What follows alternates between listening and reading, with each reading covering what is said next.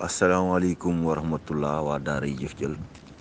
ñu ngi nuyu mbokk taalibe yi yëpp ku ci nekk ci sa tur ak sa sant di leen ziar di leen jox cër gu mat sëkk di ziar itam jëwrin daayira ji muy jëwrin Maodo Mbeng di ziar kullu góor yàlla ci kër gi ak kullu soxna yi ci kër gi yëpp ñu ngi leen di ziar bu baax te di leen ñaanal jàmm ak tawféex waaw di leen ñaanal bon début de semaine yàlla defal ñu semaine bi doon semaine u tawféex semaine u xéwal semaine u jàmm waaw di ñaan itam yàlla yokk wér-gu-yaram bi waaw yokkal ñu dooley poos defal ñu jàmm fépp fu ñu munti ne dooley Cheikh Fall waaw mbokk mi am di Moustapha Fall bu maam Massamba Ngàcc comme d'habitude rek chaque lundi nu lañ koy defalee di leen indil seen conseil du jour waaw ngir gën a mën a partager ak yéen suñuy xalaat waaw suñuy xel waaw ndax yéen itam ngeen am taxawaay donte nag xel du réer waaw ndax ku ne mun nga dolli sa morom xel waaye nag conseil du jour day loo xamante ne day fàttali li nga xamante ne amaana ñu bëri xam nañ ko ndax ay kilifa rek a fi ne waaye da ciy baax ñuy fàttaliwaat mbokk yi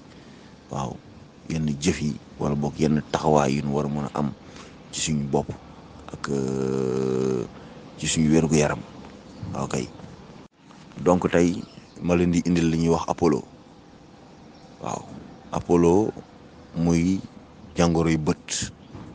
nga xamante ne daanaka bu la jàppee mun nga xëy yeewu sa bët yi yëpp fees dell ak laas booy kole waaw am na ci ñoo xamante ne sax seen bët yi day buureewu ak laas ba nga xamante ne pour ñu ubbi seen i bët sax problème lay doon il faut que ñu sël mu raxas ndox seen i bët pour affaire bi mun a denc seen i bët donc muy lu sonale bu la jàppee day wàññi sax sa gis donc day métti tamit day xasan te c'est pas hygiénique aussi donc Apollo moomu tey dañ leen di jox juste conduite à tenir avant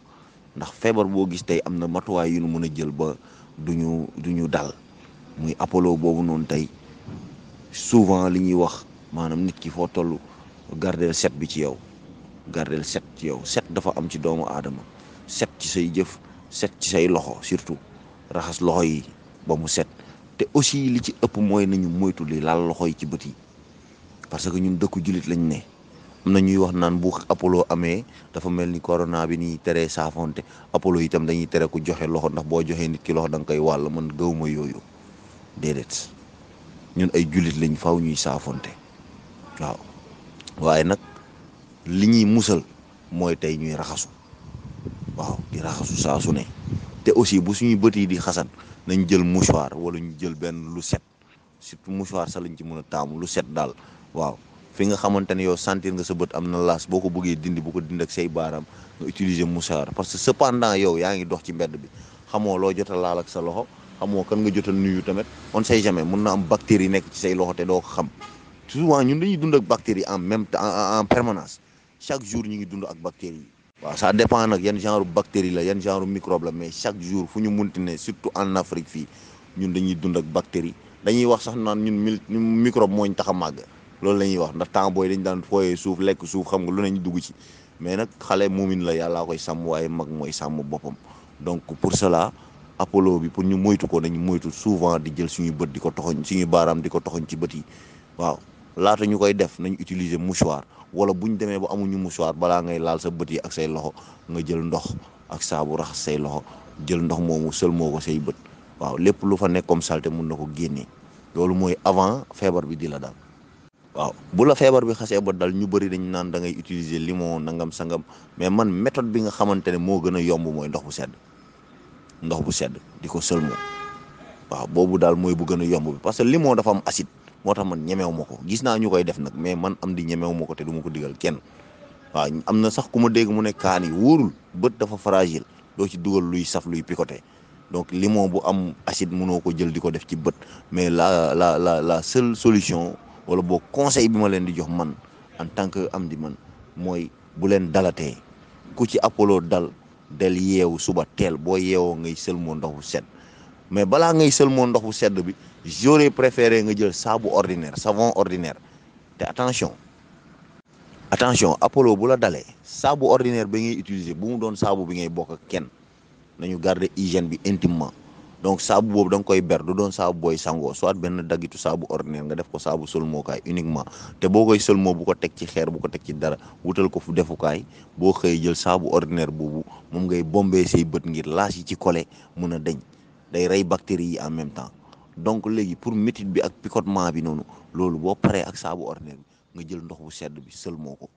digg bëccëg mun nga sëlmuwaat ak ndox bu sedd ngoon mun nga sëlmuwaat ak ndox bu sedd guddi balaa ngay tëdd mun nga sëlmuwaat ak ndox bu sedd mais impérativement boo yeewoo le matin balaa ngay def dara jëlal saabu ordinaire bi nga xamante ne da nga koo ber uniquement pour say bët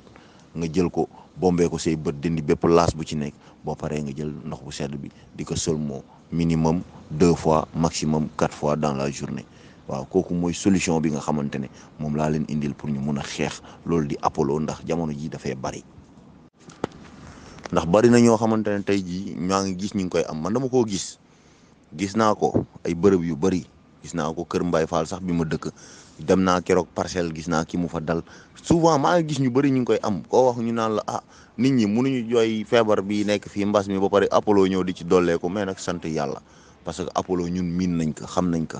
am na période te période am da daan ñëw en général dañ naan poftan bi bu màggee ba toj ba lu weex li génn ci la Apollo di bari mais nag temps yi passé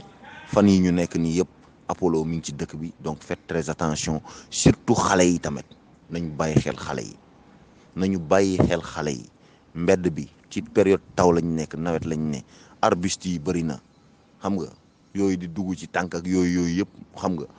bëri na trop bactéries yaa ngi fii microbe yi xam nga ndox mu salte mi ndoxu taw bi ñenn ñi dañ ciy glisser seen i ndoxu foos di ko ci vidéoale ci pet yooyu yëpp nañ téye xale yi à l'écart de la rue dañ ci xale yi ci biir kër yi ilaa bu ñuy sax nekk ci mbedd nañ nekk dans de conditions très normales muy maanaam ñu sol dàll sol yére bu jot loolu da ciy baax te ku sa doom dem fooyi bu ñëw veille à ce que nga raxas ay loxom ba mu set wicc bu dee bëtam yi am na changement de couleur nga def solution bi ma la wax dina baax ci moom sàmm sa bopp sàmm sa njaboot sàmm say dëkkandoo war na bépp doomu aadama donc lii moo nekkoon seen émission conseil du jour bi ñu leen di jox chaque lundi waaw ñu leen di digaat daje incha allahu rabbi lundi prochain ci beneen numéro conseil du jour ànd ceeg am ni Moustapha Mame Massamba Fall Ngathie donc yàlla na ñu yàlla defal yendalu jàmm ñu yendoog jàmm ñun ñëpp yàlla defal ñu semaine bi jàmm ni bee tàmbalee jeexee ko bii yàlla na ko dàq incha allahu rabbi yàlla yokk xéwal yi yokk mën-mën yi yokk wér gu yaram bi yàlla defal ñu tawfeex gu bëri ak najaax ak saxaadatu daaree ni muccule ak xéwal gu bëri barkeb maam Cheikh Ibrahima Fall Lamp jaa ngeen jëf